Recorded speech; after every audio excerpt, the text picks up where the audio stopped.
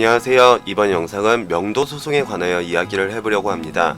명도소송은 그 어떤 강제 집행보다 임대인들이 상황 판단을 정확하게 신속하게 해야만 임대인이 입을 수 있는 손해를 줄일 수 있다는 점 꼭 말씀드리고 싶습니다. 혹시 이 영상 기억하시나요? 임대차 기간이 만료가 되었는데 임대인이 보증금을 제때 돌려주지 않는다면 보증금을 돌려받기 위한 방법에 관하여 이야기를 나누었습니다. 혹시 보증금 돌려받는 방법과 이번에 이야기할 명도소송과 비교해보는 것은 어떨까요? 만약 임대인의 명의의 재산이 없다고 가정을 한다면 보증금을 돌려주지 않을 때 갑 중의 갑은 임대인입니다. 그러나 반대로 건물 명도를 하지 않을 때 갑 중의 갑은 임차인입니다. 제가 왜 갑이 임대인이 될 수도 있고 임차인이 될 수도 있다고 생각을 할까요?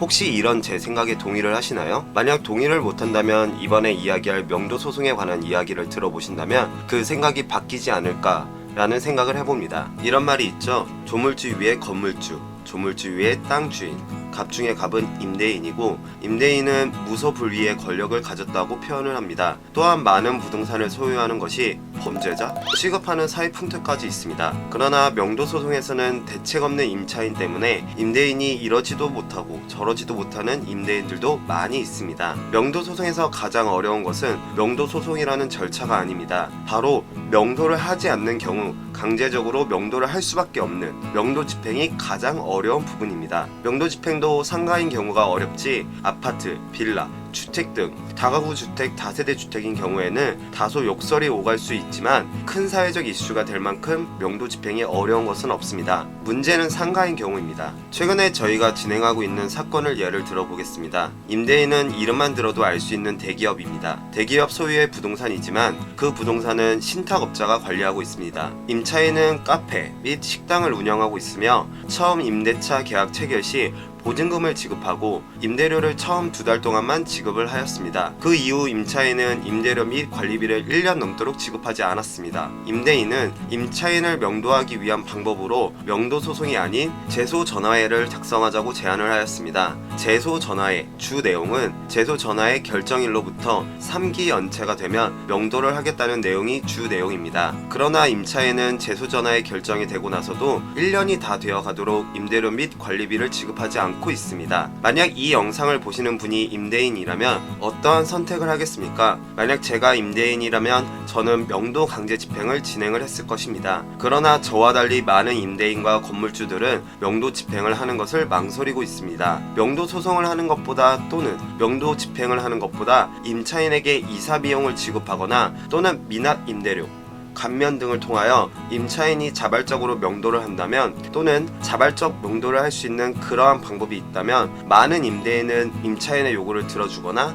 일정한 협상을 통하여 자발적 명도 절차를 진행하고 있습니다. 그 이유는 명도 집행 시 임차인이 명도를 거부한다면 발생할 수 있는 많은 문제가 있고 또한 임차인이 요구하는 이사 비용 또는 임대료 감면이 임대인이 경제적으로 감내할 수 있는 상황이라면 명도 소송 또는 명도 집행보다 시간과 비용 면에서도 임대인에게 일정한 부분 유리한 부분이 있기 때문입니다. 제가 이런 말을 드린 것이 임차인의 요구를 무조건적으로 받아들이라는 의미가 아닙니다. 다만 명도 소송 및 명도 집행을 하면서 들어가는 비용과 시간을 고려하여 어떤 것이 임대인에게 손해가 적게 발생하는지 여부를 현실적으로 고민해 보시길 바라는 의미에서 말씀을 드렸습니다. 저희도 많은 민형사 소송을 하고 있지만 소송을 하지 않고 해결하는 것이 어쩌면 가장 현명한 선택이 될 수 있기 때문입니다. 만약 임차인과 어떠한 협상도 하지 않고 임대인이 입은 손해에 대하여 법적으로 진행하고자 한다면 임차인에게 임대료 및 관리비를 포함하여 명도 소송을 진행하면서 발생되는 비용 등을 청구할 수 있다는 사실도 기억해 주세요.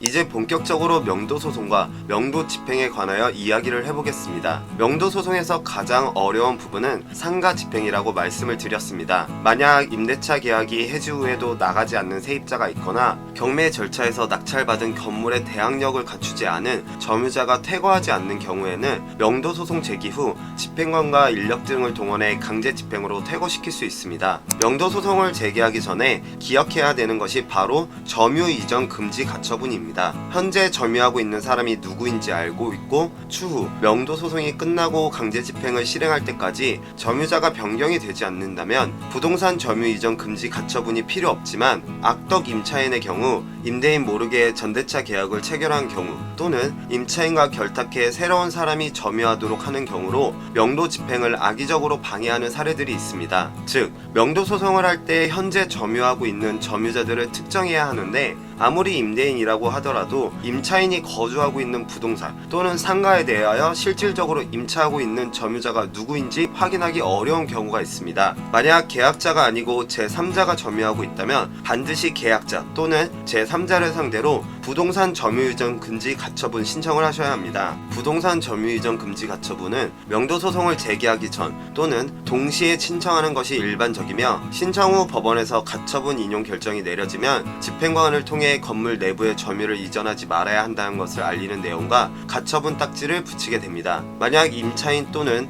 점유자가 임의로 가처분 딱지를 제거하게 되면 공무상 표시무효죄로 형사처벌을 받을 수도 있습니다. 가처분 집행 이후에는 그 누가 점유를 한다고 하더라도 가처분 당시의 상태대로 판결의 효력을 주장해서 새로운 점유자에 대해서도 강제 집행을 실시하는 것이 가능합니다. 명도 소송을 하기 위해서는 제일 중요한 것이 계약 해지가 되어야 합니다. 즉 임대인과 임차인 사이에 더 이상 임대차 계약을 유지할 이유가 없는 경우로 대부분의 경우 계약 해지 사유는 차임 연체로 인한 계약 해지 및 불법 전대차 계약을 체결한 경우입니다. 더 나아가 임대차 계약 체결 시 특약사항으로 계약해지 사유를 추가한 경우도 계약해지 사유가 됩니다. 계약해지 사유가 발생이 되었다면 임대인은 현명한 판단을 해야 됩니다. 임차인이 임대차 계약사항을 이행할 수 있는 기간을 좀 더 주느냐 아니면 바로 법적인 절차로 진행하느냐입니다. 왜 이런 생각을 해야 되는지 의문이 든다면 바로 보증금 때문입니다. 명도 소송의 목적이 부동산 인도라면 한 번은 꼭 생각해 보시길 바랍니다. 명도 소송을 하는데 소요된 기간은 약 6개월, 강제 집행까지 진행을 한다면 약 1년 정도 기간이 소요될 수 있습니다. 이 기간 동안 임차인이 계속적으로 임대료 등을 납부하지 않는다면 보증금에서 상계를 해야 되고 더 나아가 소송 비용 및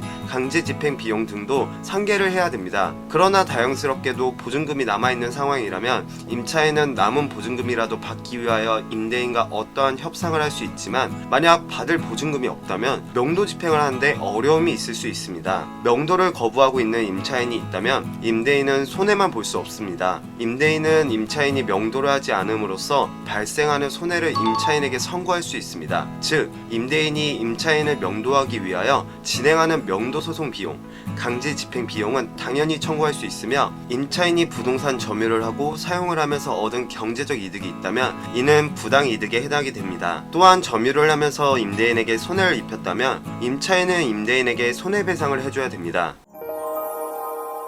임대인과 임차인 사이에 계약 해지와 관련하여 첨예하게 대립되는 경우도 있습니다. 임대차 보호법에서 정하고 있는 보호기간이 경과했다거나 건물 노후로 인하여 리모델링을 한다는 이유로 임차인을 퇴거시키거나 또는 임대인이 수익을 목적으로 임차인을 퇴거시키고자 하는 경우에는 임차인은 하루아침에 삶의 터전을 잃어버릴 수도 있습니다. 즉 임차를 하면서 쌓아온 입지적 이점 및 인지도, 시설비, 인테리어 비용 등을 감안한다면 명도의 부당함에 대하여 적극적으로 대응을 할 수 있습니다. 유명한 사건이 있었죠. 궁중족발 사건. 물론 그 사건 속에 수많은 논쟁거리가 있지만 명도 집행을 할 때 대표적으로 예를 들 수 있는 사건입니다. 위 사건처럼 명도 집행을 하는데 어려움을 겪는 경우는 거의 없겠지만 일반적으로 명도 집행을 방해하는 대표적인 사례는 드러눕기, 욕설, 폭행 등은 번번하게 일어날 수 있습니다. 생각보다 많은 임차인들은 명도 집행을 하는데 강력하게 저항을 하는 경우가 많습니다. 특히나 코로나 등의 여파로 유일한 삶의 생계수단을 잃어버린 것에 대한 강한 거부감이 있다는 것에 대하여 충분히 이해할 수는 있지만 이러한 임차인들은 여러가지 사정으로 임대인과 충분한 사정 경험을 이루거나 의사소통이 되는 경우가 없기 때문에 임대인 입장에서는 명도 집행을 할 수밖에 없는 상황을 만든 잘못도 임차인에게 있습니다. 명도 집행을 해결하는데 가장 현실적인 조정 방안은 첫 번째 방법으로 금전 보상입니다. 그러나 이 방법은 임대인이 입을 경제적 손해가 너무나 크기에 현실적으로 진행할 수 없습니다. 금전적 보상은 면도 소송을 진행하기 전 이사 비용, 미납 임대료 등을 받지 않는 조건으로 임차인이 자발적 명도를 할 때 임대인이 고려해 볼 수는 있지만 위 경우 임대인이 입을 경제적 손실을 최소화하는 것이 관건입니다. 두 번째 방법은 명도 집행 대신에 채권 압류와 채무 불이행자, 등재와 같은 강제 집행 절차입니다. 피고들 명의의 재산이 전혀 없고 앞으로도 어떠한 경제활동을 하지 않는다면 효과가 없을 수도 있지만, 피고들 또한 경제적 활동을 하고 있고 신용상 불이익이 있다면 상당한 압박을 받을 수 있습니다. 대표적으로 압류할 수 있는 것이 주거래은행 압류, 매출 채권 압류, 부동산 압류, 유체동산 압류 및 채무 불이행자 등재 등을 통하여 심리적 경제적 압박을 가할 수 있습니다. 또한 명도 강제 집행 시 계고 절차까지만 진행을 하고 법원, 집행관과 상의 후 본 집행을 연기하여 피고가 자발적으로 명도를 할 수 있는 방법도 고려할 수 있습니다. 그러나 도저히 명도 집행 말고는 달리 방법이 없다고 생각이 든다면 그때는 임대인의 피해를 줄이기 위하여 명도 강제 집행을 신청할 수 있습니다. 명도 강제 집행 절차를 간략하게 설명하자면, 우선 집행문을 발급을 받고 강제 집행 신청서를 작성하여 부동산 소재지 관할법원이 집행관 사무실에 접수를 합니다. 강제 집행 신청서를 접수하면 약 2주 정도 뒤에 법원은 임대인에게 집행일자 및 시간을 알려주고 계고 집행을 하게 됩니다. 계고 집행 이후 임차인이 인도를 하였다면 집행은 종료가 됩니다. 그러나 계고 집행 단계에서 임차인이 계속 점유하고 있다면 본 집행을 진행해야 합니다. 본 집행 단계에서는 임차인의 유체 동산을 꺼내는 단계로 본 집행 현장에는 열쇠공, 이사업체 및 보관업체 직원들이 와서 임차인들이 점유하고 있는 유체 동산을 꺼내어 집행관이 지정하는 컨테이너에 보관을 하게 됩니다. 컨테이너에 보관된 물건을 찾아가지 않으면 위 물건들은 매각을 통하여 명도소송 강제 집행 절차는 종료됩니다. 명도소송에 관하여 이야기를 하다 보니 명도소송 및 명도집행에 관하여 그럴 의도가 전혀 없는데 부정적인 이야기만 한 것 같습니다. 명도소송은 그 어떤 강제 집행보다 임대인들이 상황 판단을 정확하게 신속하게 해야만 임대인이 입을 수 있는 손해를 줄일 수 있다는 점을 말씀드리고 싶어서 명도 집행에 관하여 다소 부정적인 이야기가 나오게 된 점 양해 부탁드리며, 이 영상이 도움이 되었다면 좋아요, 구독 부탁드립니다. 감사합니다.